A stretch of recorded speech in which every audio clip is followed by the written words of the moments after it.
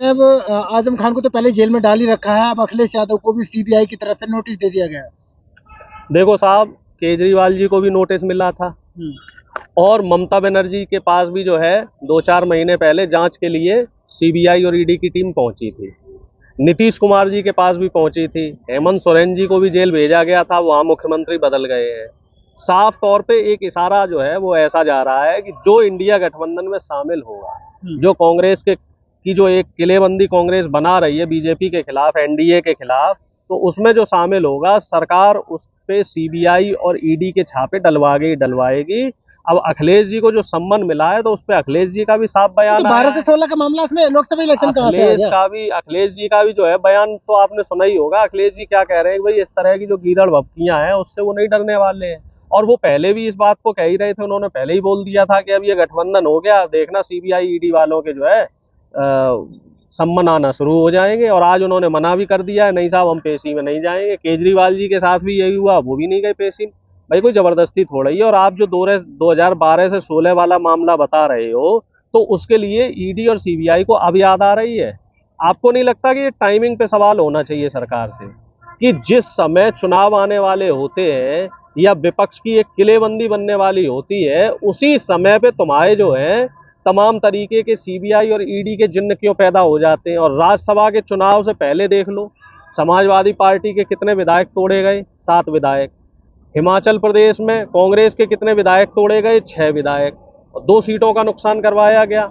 उस चीज को तो मीडिया ने ऐसे बढ़ा चढ़ा के दिखा दिया कि जैसे दुनिया खत्म हो गई, त्राईमाम होने लगा चारों तरफ से। 800 से ज्यादा लोकसभा और राज्यसभा मिला के सीटें हैं और सिर्फ 2 सीटें बीजेपी के पक्ष में गई। जबकि वहीं आप देखो कर्नाटक में एक जो सीट थी वो हमारी तरफ आ गई। वो कैसे आई? क्योंकि बीजेपी के 2 विधायकों ने क्रॉस वोटिंग कर दी। उस चीज को आप देखना, कोई भी चैनल हो, आज तक से लेके न्यूज 24 से लेके कोई भी गोदी मीडिया का चैनल हो, कहीं उसकी कोई खबर नहीं। किसी अखबार में देख लो, कहीं कोने वोने में 5वें 6वें 8वें पेज पे लिखाओ तो लिखाओ, फ्रंट पेज पे ये जरूर लिख रहे हैं कि साहब हिमाचल में सरकार खतरे में, उत्तर प्रदेश में साहब ये हो गया। लेकिन ये भी तो दिखाओ साहब कर्नाटक में क्या हुआ।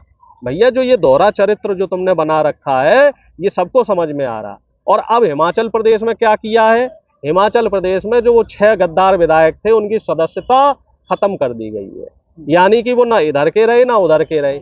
सिर्फ थोड़े से लालच के चक्कर में वो 6 के 6 विधायक अपनी सदस्यता खो चुके हैं। अब कांग्रेस पार्टी उन्हें वापस लेगी नहीं, अब उनका काम खत्म हो गया। क्योंकि जनता ने हिमाचल की कांग्रेस के नाम पे वोट दिया था, उन विधायकों की ब्रांड वैल्यू पे वोट नहीं आप दिया लोग था। बीजेपी पर आरोप क्यों लगा रहे हैं कि तोड़फोड़ की करती है? अखिलेश यादव सपा सपा का कर रहे हैं, कांग्रेस भी बीजेपी का कर रही है, तो उसमें दिक्कत कहाँ है? बीजेपी कर किस पे लेती है। आरोप लगाएं साहब?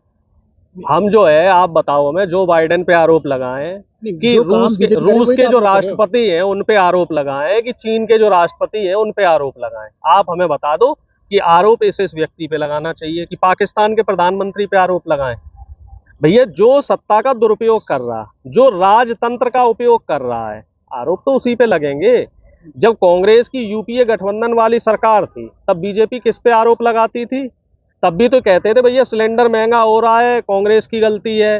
डीजल पेट्रोल महंगा हो रहा, कांग्रेस की गलती। भ्रष्टाचार हो रहा, कांग्रेस की गलती। तो अब जब आपकी सरकार है और आप विधायक खरीद रहे हो, बेच रहे हो, विधायकों की दल बदली करवा रहे हो, सरकारें पलटवा रहे हो, तो फिर हम किसकी बुराई करेंगे उसमें? और किसको हम शिकंजे में अब लेंगे? डिम्पल यादव कह रहे हैं कि हमारा अलायंस मजबूत हो रहा है, इसलिए नोटिस भेजे जा रहे हैं। जब कांग्रेस का कुछ है नहीं तो अलायंस मजबूत नहीं तो कहाँ से आपका क्या कहना है इस पे? कि कांग्रेस का डिम्पल जी क्या अगर उत्तर कह है? रही हैं कि अलायंस मजबूत हो रहा है, तो आपको क्या लग रहा है, अलायंस कमजोर हो रहा है? नहीं, और कांग्रेस का तो अगर कुछ है नहीं अगर अलायंस कमजोर हो रहा है तो बीजेपी को इतनी दिक्कत क्यों हो रही भाई?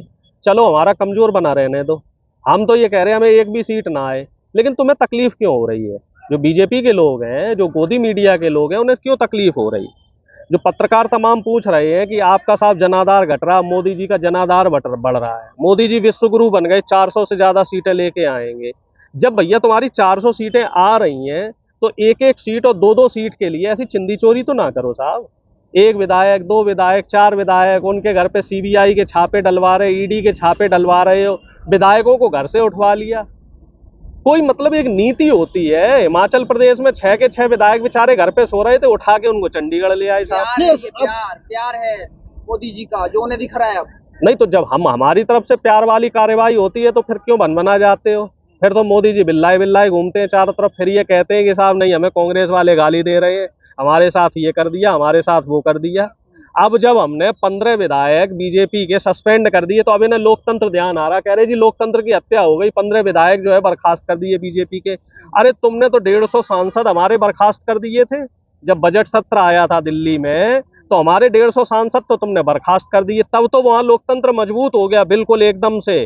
ठीक है, एकदम से इतना मजबूत हो गया लोकतंत्र कि भारत का डंका विश्व में बजने लग गया।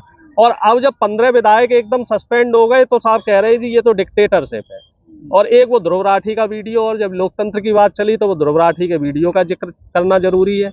अब गोदी मीडिया वाले ये कह रहे हैं कि ध्रुव राठी के सहारे जो है इंडिया गठबंधन चुनाव जीतना चाह रहा। भैया ये बताओ, अगर ध्रुव राठी ने कोई बात लोकतंत्र को लेके कही है कि वहाँ डिक्टेटरशिप चल रही है और तमाम फैक्ट्स दिए, तो क्या गलत बात कही? और गोदी मीडिया को इतनी पीड़ा क्यों हो रही है? भैया तुम भी तो राग अलापते रहते हो, दिन भर ढपली बजाते रहते हो मोदी जी की। मोदी जी द्वारका गए, वहां समंदर में अंदर गोते लगा रहे हैं उनके लिए, वहां पे नीचे जो है आपने देखा कहीं समंदर के नीचे भी रेड कारपेट लगा हो, वहां से भी फोटो खिंच रहे।